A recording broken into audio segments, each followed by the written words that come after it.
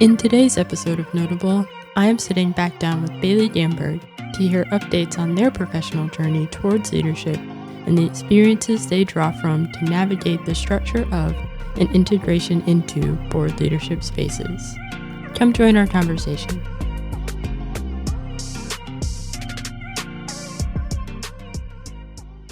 Hello. The first question that I wanted to ask, because I know it's been a few months since we last spoke and gathered here in Mhm. Notable Space. So I wanted to ask how your professional development has been going over the course of these few months. Yeah, so I am excited that I was elected this summer to be on the board of the Museum Council of Greater Philadelphia, which is exciting. Um, Oh my so that's something I gosh. think I teased. I think I was applying last Mm-hmm. time we talked. So I was like, I want to do this, but I don't like have it secured yet because I don't know what's going to happen. So my role is the programming chair on that board. So Museum Council is a professional networking group for museum and arts and culture professionals.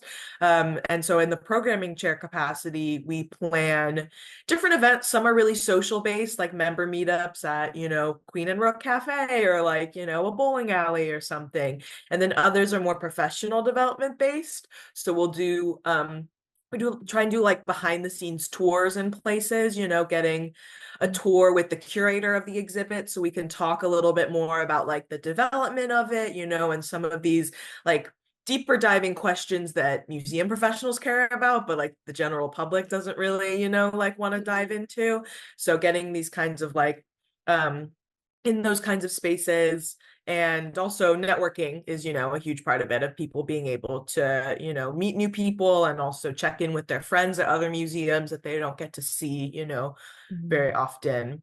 And um, one of my goals as the programming chair for this is I really want to um, go to more places that are like on people's bucket lists. Like we all have places in Philadelphia, I feel, that we've heard about, but we've never gotten the chance to actually go to. You're like, that place Yeah. sounds cool, but I've never actually, like gone there. And those are some of the smaller spaces or historic houses or smaller organizations. Like we've all gone to the PMA, or things like that. But trying to get people into these other spaces. And then that also brings more endorsement, and awareness to these smaller organizations to be able to bring a different audience in like that. So our first program, we have a trip this weekend. We're going to Doylestown to go to the Mishner Museum and the Mercer Museum because they're both like they're across the street from each other and they're right by the Doylestown sepsis station. So Oh, okay. Yeah. yeah, Oh my gosh. Well,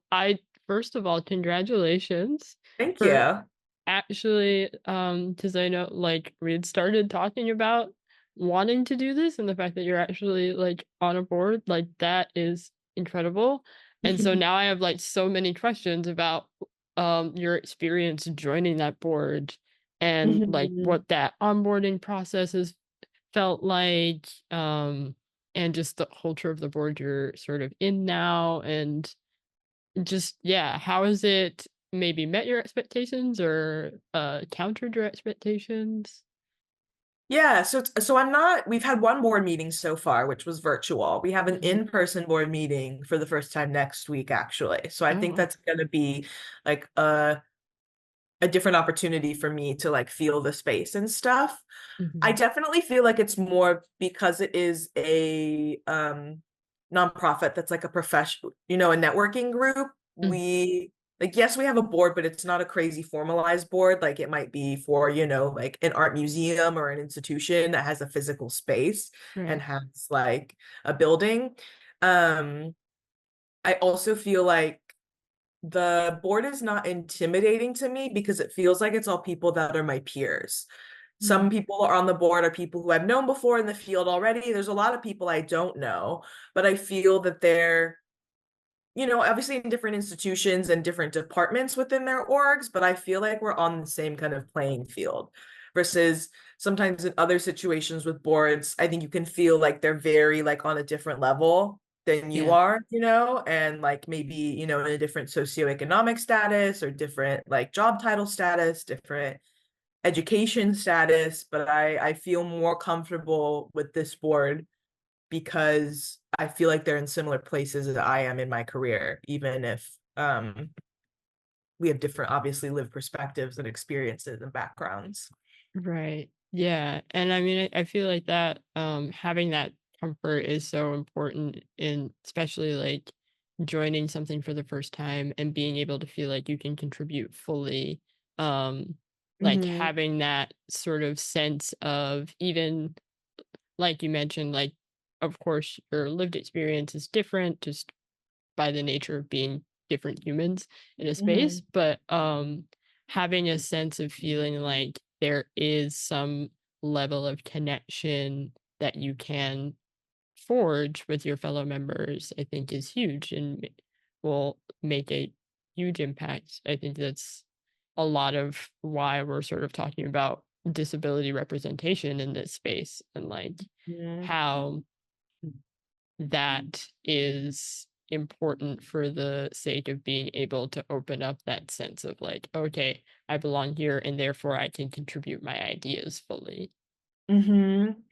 Yeah, I think I definitely, so the person who was in the role before me, our terms are for 2 years, but you can do it 2 times in a row. So you can do like a 4-year term before you have to roll on to another position in the board if you wanted to stay on. Mm, Um, so yeah, the person before me did it for 4 years, and she is older than me and has more work experience than me, and is someone like I viewed as a mentor. So I've definitely felt just like a little intimidated being like, the new person who is not like I've been on the committee for a while and helped mhm. plan these programs, so I'm not completely new to the process, but still being like, oh, I'm the fresh face coming in, and everyone was very used to, the other person. And just like that transition has been, I don't want to say it's been difficult, but it's just been like on my mind. I don't think there's been anyone expressively like making me feel new or making me Mhm. feel like my ideas don't, have a space. Yeah. But it's like an internal, thing that you're trying to navigate. And as someone with anxiety, that's always just like another layer in your brain that you're like thinking about, even though no one's like pushing that on you. Yeah. No, I feel that. I feel that so strongly. Yeah, it is amazing just how powerful your brain can be in terms of like making or breaking an experience in terms of like how you Mhm. feel about it. Um, regardless of what's actually going around in the external stimuli. Um, wow.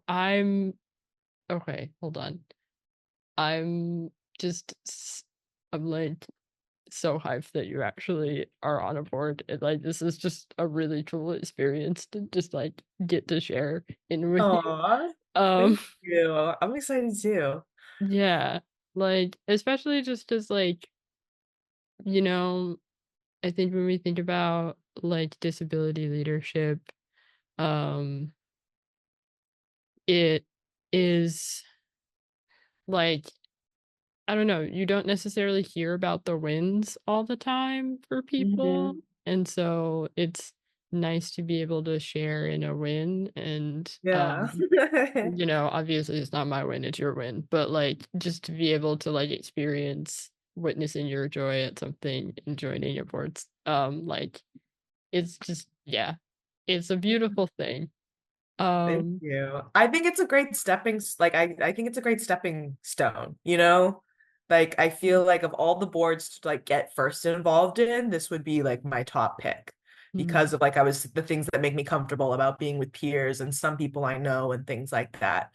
mhm, Compared to I feel like it could have if it was a different board, maybe I would have a lot more intimidating of an experience. So it's a mhm. good first like baby step into Right, yeah. navigating board world. Yes, indeed. But you do see yourself kind of moving on to other boards after this.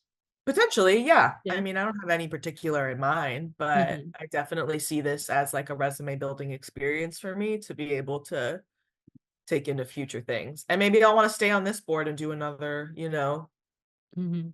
role too. Yeah. Um, okay.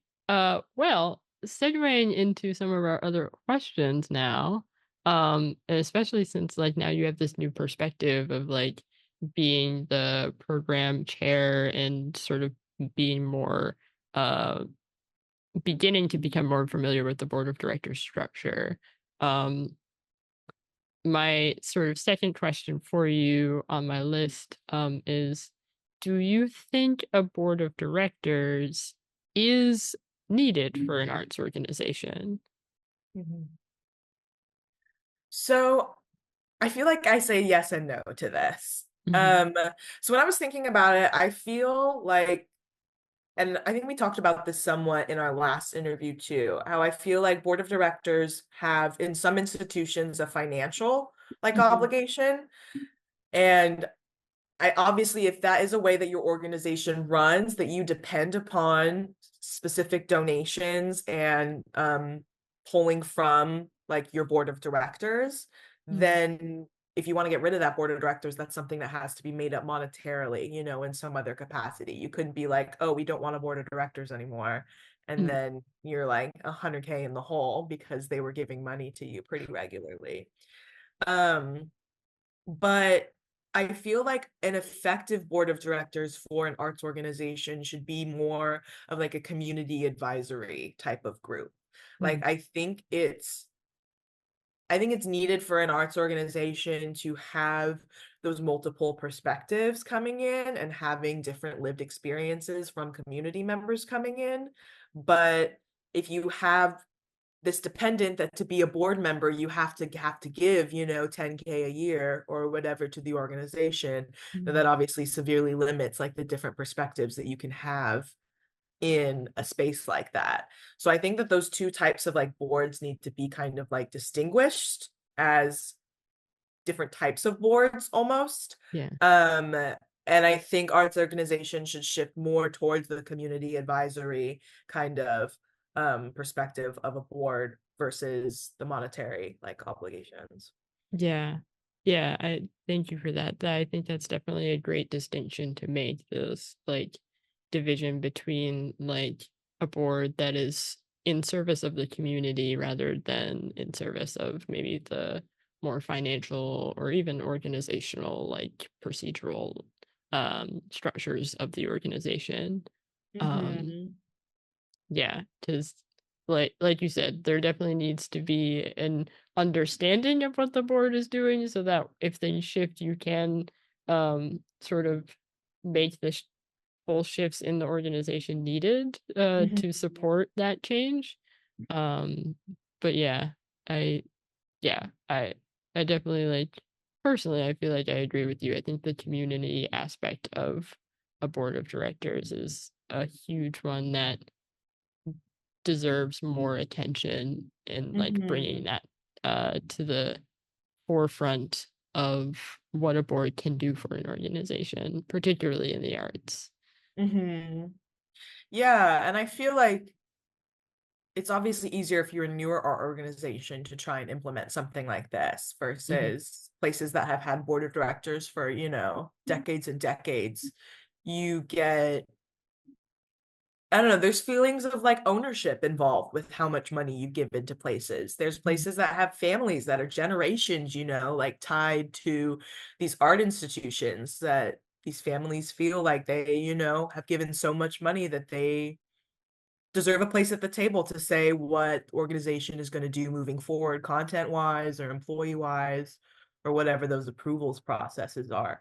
And I think it can be really hard to distangle yourself from that without ruining relationships, And I think that's why the bigger organizations aren't shifting to that style. Yeah, Some of the no, smaller organizations are.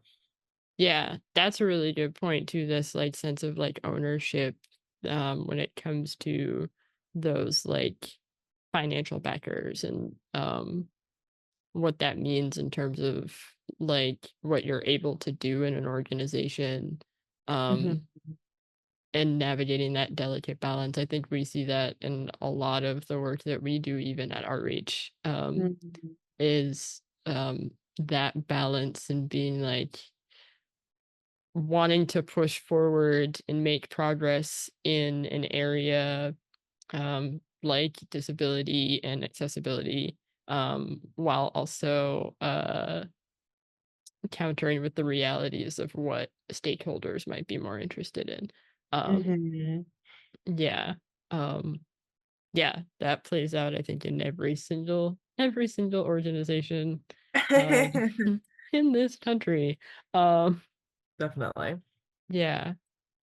Segueing into um another question that I have on the list, and I'm curious, as I've sort of learned more about boards in this job and on this podcast, a phrase that's come up a lot is Robert's Rules of Order.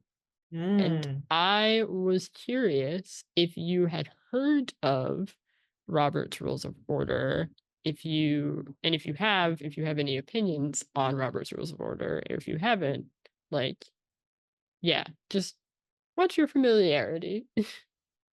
So I became familiar with Robert's Rules of Order in undergrad Mm, because I went to University of Nevada, Reno for undergrad. And like many campuses, there's like a student government part of it. There's like a student senate, and each of the different colleges, like the science colleges, the arts, business, can elect a student um representative, and it's like a little part-time job.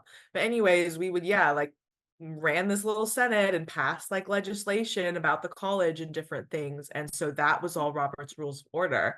But mm, I was lucky because I was in a position where there was like 10 other new people coming in. There was some people who'd done it before and then new folks. And so we had a whole like training session on, they mm, sat us down and were like, we're for an hour, gonna go through and here's your packet. And I got all these kind of like resources and stuff on it. And then practice it a lot because I was going to these meetings every week as part of like my college campus job. So I was integrated like really well, I think, into it. And that's why I feel so comfortable with it currently. mhm, But I don't think that's not a resource that a lot of people have. I realize, and I've learned that that's something that like I was lucky to experience, to be sat down and have like a here's the Roberts rules like mhm, stuff, because other people who join boards don't really get that. Like you have to research it and figure it out on your own. And I've definitely seen people like come into the meeting and be like, wait, what is this? Like, what is happening? And so mm, now I see it as a very like, I don't know, kind of an unnecessary structure that I feel like is very isolating for people. And it feels very like, I don't know, like it's an elitist thing that if you haven't learned about it before, like, how come you didn't know about this kind of a thing? right. And then the fact that I feel there's a lack of preparation for people going into meetings with Mhm, this, you know, there's there's a gap there that I see. If you're having this expectation of everyone in the meeting needs to know the way this meeting is going to run, then there needs to be more resources and like preparation to show people that. yeah, Because you can't expect people to know what to do and to second and to vote the ayes, and things like that. It's not that it's in, and you can go into such detail with it too, which is wild. Like there's these fat books that are like, here are the Robert's Rules of Order, and it can go crazy. Like I just know the basics, but I know that you can call a motion, you can second the motion, the ayes and noes, and I know what quorum is, and that's about it. But yeah, yeah, no, that's the thing that surprised me about it too, is like I heard it and then I started like doing research on what they were, and then like finding out like, oh, there are books on this, like this is a whole thing. yeah, Um, there's whole Robert's Rules like nerds, yeah, that were like carry the books and stuff with them. yeah. Yeah, and it is like you bring up this really good point of just like if you have never been exposed to that, like that can be an overwhelming sort of thing to have to step into and suddenly like learn on top of Mhm. everything else that you need to learn when you join a board. Um and I yeah, if you're not someone that has access to maybe some of those um opportunities to learn these things, like where do you learn them? Um Mhm. if you're not being prepared like in the actual board space itself. Yeah, exactly. No, the only experience I've had with being given a resource was in that student like university setting. Yeah. And that was because every year they had to teach new people. So they just developed their own little system for it. And that's what worked for everybody. Yeah. But Um, I don't know. I feel like the very core of Robert's Rules of Order to me is just like respect and taking time to make sure everyone gets to speak. I feel mhm, like is the goal of it is making sure to have um of like holding your hand out to be like taking turn when spoken to, and then obviously the voting, the ayes and the nays to create like a small democratic process of like moving the decision forward. But I mm, feel like those are things that you can do without being like, oh, here's the strict like mm, like Robert's rules that you may have never heard of. I feel like you could start the meeting with just being like, we want to make sure that we have space for others. You know, if you have something to add, you can raise your hand and we'll take turns just to make sure that everyone has adequate time to mhm, share their thoughts because we only have, an hour and there's 20 of us or whatever it is. And at the yeah. end, we're going to make a decision on whether we want to do this or not. Vote yes or vote no, raise your hand. Like they're not they're Yeah. not like hard concepts to work around, but it's making them sound more intimidating by putting like this name in this book around it. And I think you can have a meeting just as effectively without it, as long as you start your meeting off with what your expectations are for people, Yeah. which Yeah. is good grounding anyway, and something you should do in your agenda making, regardless if you're having like, a solid, like, we need to get things done meeting. Yeah, absolutely. Like I think there, especially too, like as you're building like a space of community, um, anywhere, like, but and especially at a board, because a board is its own community. Like, um, and this is something that Outreach has talked about, too, of like having a sense of just like shared common goals and commonality that you can Mhm. like create as a group together rather than just something that's maybe prescribed, like here's this giant book called Robert's Rules of Order, this is what it is and that's that, and we don't think about Mhm. it ever again, and you must adhere to this strict way of being. Yeah, I Right. Versus like learning to get to know each other more and being like, we want to create space for each other, to like speak and share in this meeting. yeah, yeah, like establishing that sense of just like trust with one another of like, yeah, th- Mhm. this is what we are doing because we want to respect the people around us. Um, Mhm. yeah, okay. Well, that's really cool. I'm glad that you like had that experience like um as a student. Because I was genuinely curious of like, like am I just did I just not know like how Right. You're like, did I skip class that day? Like, yeah. Yeah. Did I miss the Robert's Rules like course I was supposed to take in life? I don't know. yeah. Yeah, so it's really interesting to see like how people have encountered Robert's Rules. Mhm. Um okay. Yeah. I don't know the root of it, but I feel like, in the early 1800s or something, like all these white men were just screaming at each other over the table, and they were like, okay, we need to do something to like Oh have a yeah. productive meeting, and they made these rules, and does that still stand today? Who's to say? Yeah, no, I did a little bit of like an obsessive deep dive about how how how we got these rules Uh-huh. Yeah, and like just who's Robert? yeah, well actually I learned this from a podcast episode from another podcast that I'll have to like share that they did on the person who wrote Robert's Rules. His name is Henry Martin Robert. Oh. Um yeah, and he was a engineer for the US military and the army back in the 1800s around the Civil War era. Mm-hmm. Um and it was yeah, he like led a meeting once and it went so off the rails and like he ended up being like let me learn about parliamentary law and create this like new handbook for running meetings. Um Yeah, it's Honestly, that's kind of neurodivergent of him. Like for someone to go to a meeting and being like, that was too crazy. I need to make this very set and have a you method for doing this. you know, you might be on like I cannot speak for Henry Martin Robert, and I'm sure other historians and biographers maybe have some further insight into that, but like you're not wrong. And it, Just an observation. yeah, just an observation from the modern day, reflecting back. Okay, so moving into another question, Mhm, kind of, um, sort of more broadly about leadership, um, and particularly this idea of like privilege and power.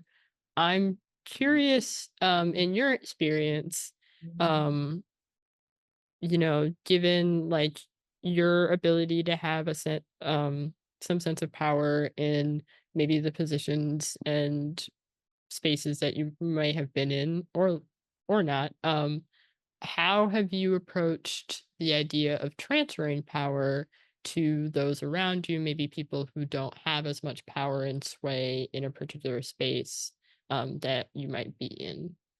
mhm. Yeah, so I feel like I'm entering a space where I'm starting to have power to like program being on the programming chair board. I feel like is one of the first like roles that I'm like, oh, I actually like I'm in charge of some things and like have, like agency. Hmm. Versus I'm still kind of an emerging museum professional, like in my workspace. So I don't feel like I have a lot of power like in like my workplace. Hmm. Um, but I think ways of transferring power is about creating space for people and creating room for listening, is one way to be able to create space to bring more people, to the table. And whether that's in like trying to diversify who is on your board or even just bringing more, you don't have to have, not everyone wants to be on a board. Not everybody wants to volunteer their time and do that, Hmm. but maybe they want to come once and, talk about a certain experience or focus on this specific event that they care about. And so bringing people to your board meetings to speak as guests and being able to share that perspective, I think is a way to transfer some power and create space. Um, and then I think just being able to listen to others' projects. I feel like the ways that I would have increased my power in the workspace is being heard, is Hmm. feeling like my ideas are heard and listened to and getting those up to the table. I worked in most of the full-time roles I've been at museums, I have had like little to no interaction with the board of directors. Um, and that's because maybe I'm so like, you know, low job wise, I'm not like in an executive director position or anything like that. But I think that boards could help transfer power by being more open to the organizations that they're at and not just only meeting with the top level directors that are supposed to meet with them. I don't think there's a lot of like trickle down transparency there in what the board members are doing or what they're talking about. We sometimes get in an all staff meeting later, the executive director will give the report on what the board meeting report was like. And it's just kind of like in that sense, but there's never any like actual interaction with the board. And I Hmm. think that making the board more open to the organization in that sense could help increase some of those things of creating space and listening that I think can help transfer power. Yeah. Yeah. Thank you for that. Yeah. The sort of demystification of the board space, I think, That's a good word. yeah, yeah. It's just, I think when you're not in that sort of higher level space, it's just like this like mythical creature almost of like this Hmm. board is there and they're like in charge, but like you aren't entirely sure how. And Yeah. yeah, yeah, I definitely, yeah, I opening that space up, I think does, yeah, like you said, just really just bring more power to people. Just like Mhm. it goes back to that like just kind of like old adage of like knowledge is power. Like when you know something, like you're able to do something with it. Yeah. I wish that like you could attend board meetings as not a board member, like just listen in. I Hmm. get that there's not enough time to like have everybody speak who wants to come. I get that a board meeting has to fit those agenda items, that they need to approve things and they have action items. But I wish that there was like an invitation. And so many of these meetings are, hybrid now or on Zoom like entirely that you could just easily have send the link and have your employees sit on mute and listen in and have, a better understanding of that demystification of what the board is doing, what are their meetings actually like, what are they actually talking about, what are they Yeah. actually saying? Yeah, absolutely. And like also just like offering that up and then inviting it to like making it Hmm. something that doesn't feel uncomfortable as an employee to like actually partake in. Because Hmm. I think it's one thing to open up a space and it's another thing to make it feel like you're like meant to be there. Like True. A so 100%. yeah. um okay, thank you so much for that answer. And um another question that I have, kind of segueing on, is kind of more like about you personally and the personal causes that you have. How have you um, found ways to support those personal causes and goals, maybe within the work you do, both at your organization and now sort of stepping into a leadership role? Mm.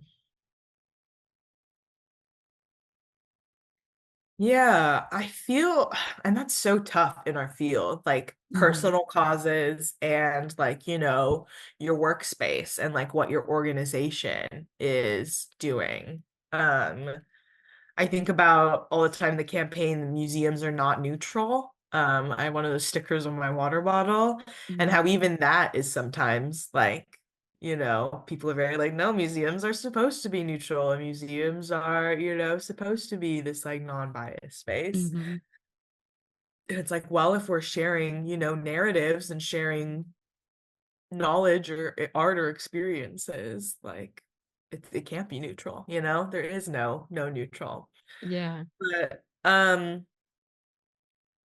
I think for me, I feel like access, is one of the main things that is a personal value to me that I'm able to try and implement, in my work. I'm grateful at Brandywine.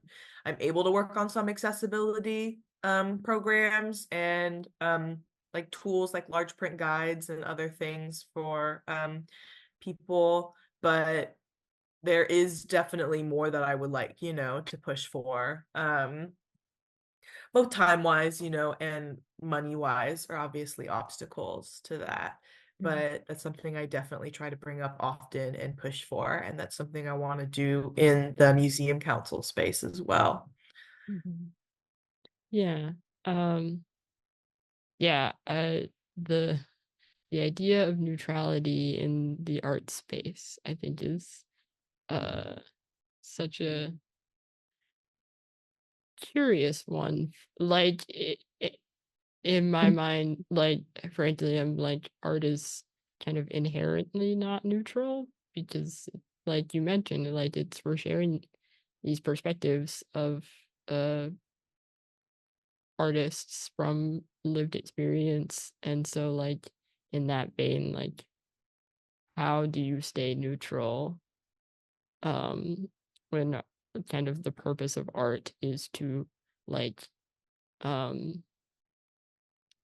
is to evoke something within someone.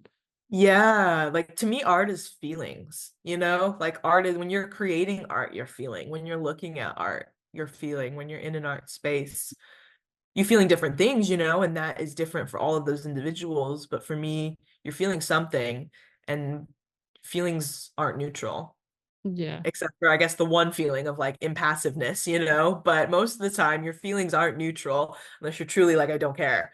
Yeah. But um, So yeah, I'm like in all of those scenarios, then art can't be neutral because it's making you feel something in some Yeah. type of way. Even if you hate it, you know, it's making you feel something. Or if you're disgusted by it, that's still Yeah. a feeling, and it's not neutrality. Yeah. And it's like, how do you navigate like all like housing all of those experiences in Mm-hmm. within the context of a museum, and like what are you choosing to make space for and what are you choosing not to make space for? Um Mm-hmm. yeah. Absolutely. I feel like I've been struggling with in the sense of like pushing for like the personal cause of like increasing access is um a lot of this like aesthetics versus accessibility and those like going head to head and the aesthetics like winning out, I feel has been um on my mind a lot lately in Yeah. like the museum field. Yeah. Yeah, definitely. And I think leadership plays a huge role in how that happens. And Hmm. again, it kind of ties to like some of what we were talking about earlier. Like, what are you, how beholden are you to the stakeholders in your like museum and stuff? And how how much pressure is there to maybe lean into aesthetic because that's what they want? Hmm. Like that in that vein, like having a really clear sense of who your leadership is important because they're the ones that sort of navigate that experience of like when do we push back and when do we not. Hmm. um so yeah. Yeah, and I've learned that that's hard to gauge, you know, in the interview process and stuff. Like you can feel like people push back when you're, you know, in an interview, you talk about it and you're like, how do you, you know, what is your relationship like with the board and things like that. And people can be like, oh, we love new ideas and we love, you know, like doing Mm. fun and new things and exciting stuff. And then you actually get in your role and you're like, wait, Yeah. that was Yeah. just kind of the sparkly little Yeah. fun. Yeah, it's like the thing they're dangling in front of you. But and it's hard too, because I think with like creative spaces especially, I feel like, you'll encounter a lot of people that like, you know, at their core inside, they do genuinely believe that when they're saying like they really want to push for moving in a progressive like direction, but then the reality of the day to day sets in and it's not as Mhm. like easy to um really advocate for that in that space. So it's like it's hard to, like you said, it's hard to figure out where an organization truly stands in that Mhm. fight. Yeah, I definitely see about the day to day gets overwhelming for people and it just gets pushed back. I've been told a lot, you know, of like I have ideas or different things and it's like, oh, that's too much work right now. You know, let's Mm. not like that's too much, then we'll just bite off more than we could chew. And Yeah. I've been like, I'm willing to do the work. Like I'm the one standing here and saying that I'll put the time and the energy into it, you know. Obviously, I can't pull like money out of thin air for the organization, but I can always, not always, but given Right. other projects, like I can prioritize and dedicate time and energy to this if Mm. that's what you need. And sometimes that just gets like brushed over and is frustrating. Yeah. Yeah, definitely. Um that kind of segues into the next question that I had, as you mentioned, like I can prioritize, given within like time and capacity. Um, but I think particularly when you're doing work that's like really close to you, um, just maybe ideologically or personally, however, it can be hard to sort of step away and like really prioritize like your own self and your own boundaries. So I'm curious, sort of as you're stepping into more leadership roles now, um, like how are you sort of navigating prioritizing your rest, your accommodations, the things that you need to fully show up for the causes you support? Yeah, this is something I feel like I've been really battling with lately. I've definitely been struggling with like feeling burnt out a little bit lately, and how do Mm, I, fix that for myself? yeah. Um For me right now, part of it is so I'm in the process of trying to explore like other mental health diagnoses for me. So I have diagnosed generalized anxiety disorder, but I also feel like I could be on the ADHD or autism spectrum, and I'm not sure what that looks like. So I'm currently going to therapy and trying to figure out what that may be, because I feel like that will help me get on a better course of taking care of myself if I better understand like what layers are kind of going on in my Mhm. brain. Um, so that's a step that I'm taking for me, is to go to therapy more, and then to also try and like unpack some of that. And if I have a diagnosis, figure out what that means. Mhm. Um, and then I've also been taking rest as when you're working in the arts and culture spaces, it's tough because you like art outside of work, obviously. Like I Yeah. don't go to work at an art museum and then I'm like, I never want to see an art show, kind of a thing. So I feel like I used to spend, and when I first moved to the city, I was like, I want to see all these museums and galleries. I go to work at museums, and then on the weekend, I go visit another museum, just because I'm a big art nerd. And I realized that that wasn't necessarily like the most healthy thing for me, Yeah. and that I actually needed, even though I considered visiting museums and art spaces like a hobby of mine, and it still is. Um, I need to take that, like a step back, and in another way also try in my work, try to integrate, when you're in the workplace, like why don't we go take a trip and visit this other art organization, and meet people there and connect with them and see if we can collaborate on something. And that also, is kind of fulfilling this need to see the art in Philly and see what these other spaces are kind of doing. So Mm. once I figured out that distinction, I was like, okay, I need to do this less like on the weekends and on vacations, and try and like integrate it into other ways in my life, so that my rest time can really be just me at home on the couch, instead of, feeling like I need to go see this exhibit.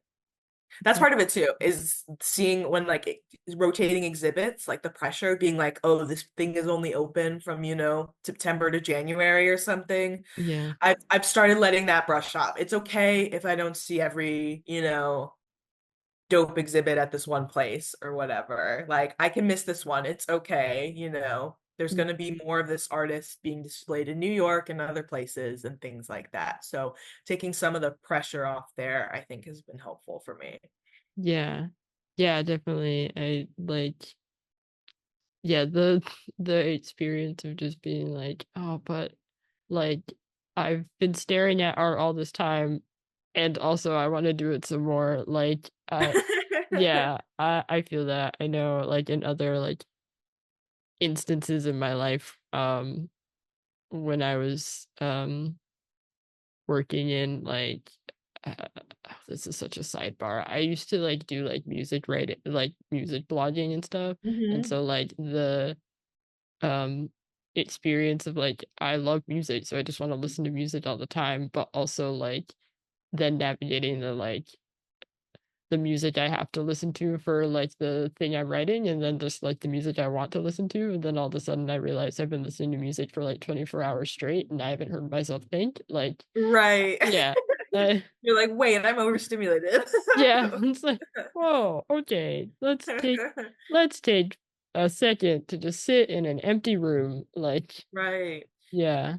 Yeah, and Uh, then that's where it comes in of like, you're always told like you should work in your passion, you should do the job that is like in something you're passionate about and something that you really love and care about, which is, mhm. true and good. And I do feel that way. But then you have to learn to distinguish, this thing I love and care about is in my work and also my personal life. Yeah. Yeah, absolutely. And like, yeah, I think it's a thing that I think leadership, eh, like one needs to hear it a lot, but also like I feel like that needs to be in some ways like the culture of the organization too, being able to share that out and be like make that a priority for your employees too. Just like finding ways to like communicate that to them and also give them opportunities to like meaningfully unplug, Mhm. I think is important. Um, okay. So my next sort of like few questions that I have are kind of like I kind of view them as the like main thesis questions of this show. Okay. Because they're like the kind of like bigger, more broad ones about disability leadership. And so like the first one is just really broadly, what does disability leadership mean to you? Mm. I mean, at its most basis is seeing people with disabilities in leadership spaces, in being spaces where it's their place at the table. You know, they're not invited as the special guest at the table to come and talk, that you are at the table.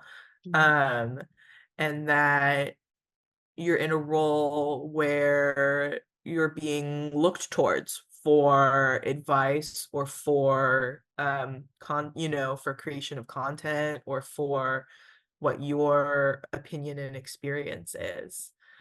Um, and I think to me, disability leadership is also about carving what that leadership capacity means for you and about um I don't know, about creating space for yourself in a leadership role and being able to share your needs and what you need in those accommodations and creating that space for yourself. Mhm. Yeah. Yeah, I love that. Just like carving yeah, like carving out what that means to you, I think is like huge because I think like disability is so personal too. Like so Hmm. everyone is approaching their own lived experience from a different lens, and then that then in turn sort of like alters and changes the ways you approach leadership. Um Yeah. And I think leadership is great in the sense of like we like being looked up to, and seen as like someone who has something to share and someone who has, wisdom and knowledge, but leadership also comes with expectations too. And leadership comes with whether that's like time expectations or project expectations and work expectations that you have. And I feel like that can sometimes feel like a cage around leadership. And so that's mm, what I guess I mean about in disability leadership. Like, I don't want that cage to exist, and yeah, have more of being able to make what that role is for you. yeah, yeah, no, thank you. That is great. Um my next question, um as you sort of step into more leadership roles and just in your work day to day, do you feel like you are able to affect meaningful change for the disability community in your role? Um, I think a little bit. I wish way more. I feel like in my role, because I work on accessibility programs, that's the way, that I see meaningful change. Like um I get to talk to, the families that come to my programs and see how much it means to them to have a space created like for their families in the museum.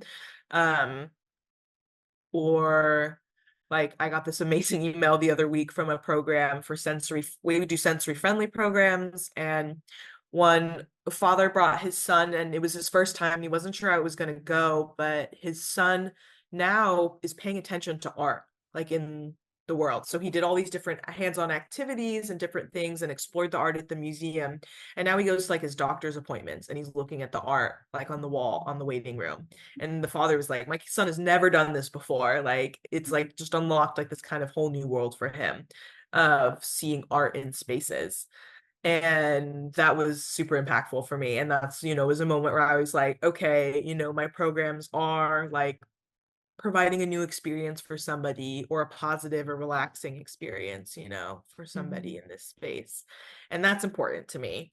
But through like self-advocacy and through like my roles as someone who's neurodivergent in boards, like I feel like I haven't made change in that capacity yet. And that's something that I want to do, but I still feel so much like imposter syndrome, and like I still feel small in like the big world of arts and museums, and Mhm. young and Yeah. all of those kinds of things. That's where I feel like the power, I don't feel like I have a lot of power yet, and not that I want a lot of power, but I feel like if I want to be more of an advocate for the disability community, I need to have a little bit, Mhm.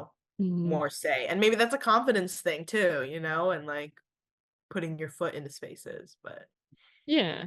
But it's like a lot of different things. Like there's what you can control on the internal, um and that confidence, but there is also like navigating the external and the mm, systemic, um everything that's systemically designed about leadership and power, mhm, that is also, um a barrier to navigate, question, challenge, uh stream to the void at, like like there's just, um it's like a combination of all those things.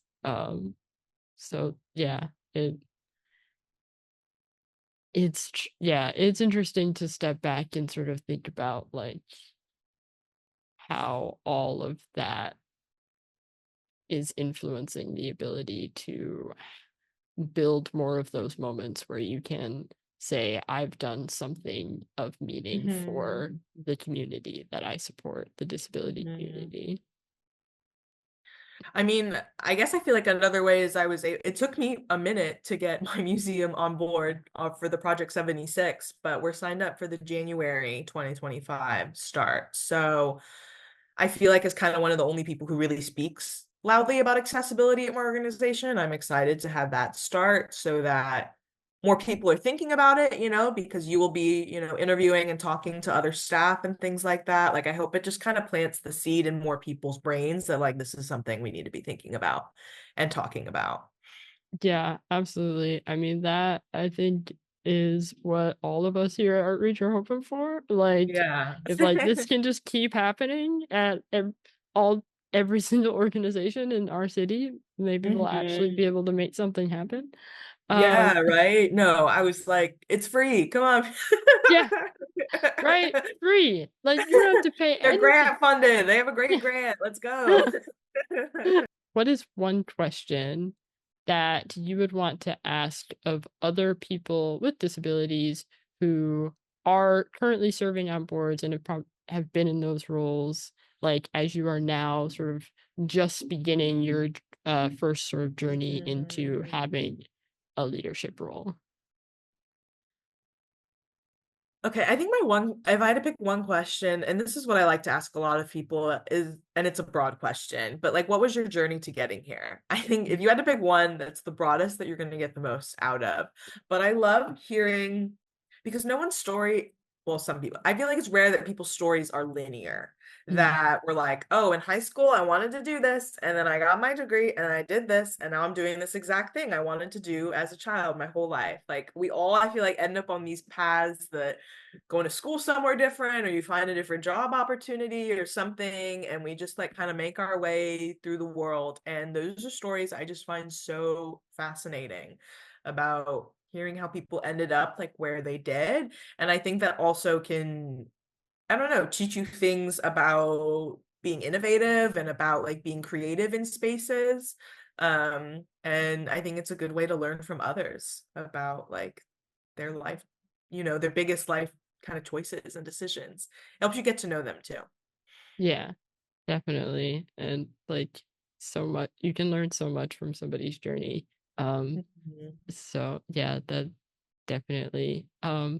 And then the last question, really quickly, I will ask is, what advice would you give to people without disabilities who are serving on a board that has has or wants to have people with disabilities on their board?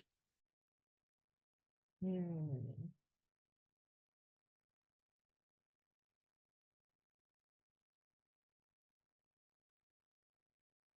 I think my advice would be is that you need to be collaborative with the disability spaces you want to engage in. Like you can't just walk up and be like, "Hey, someone from, you know, Services for the Blind, like, do you want to join our board right now?" Even though we've never spoken to you before, but we know we need someone with vision loss on our board. Like, I think that you need to develop those relationships further, do programs with them, do, other types of events or collaborations. And then, make the ask being like, would any of your, organization members be interested like in volunteering and joining the board? So I think it's about seeking out those connections you want to make, but not being don't pounce too fast, on like what you're seeking for, because you need to gain people's trust first and gain their, respect. Yeah, absolutely. Like, be holistic and authentic with your disability inclusion. It's like Mm-hmm. huge. Mm-hmm. Mm, Yeah, rather than just like a check mark. yeah. Um no one wants to be a check mark. Um okay, well that wraps up all of the questions that I had for you. So I want to thank you so much for all of your insights, your energy, your time, everything that you've shared with me today in this space. Yeah, no, thank you for creating a comfortable conversational space.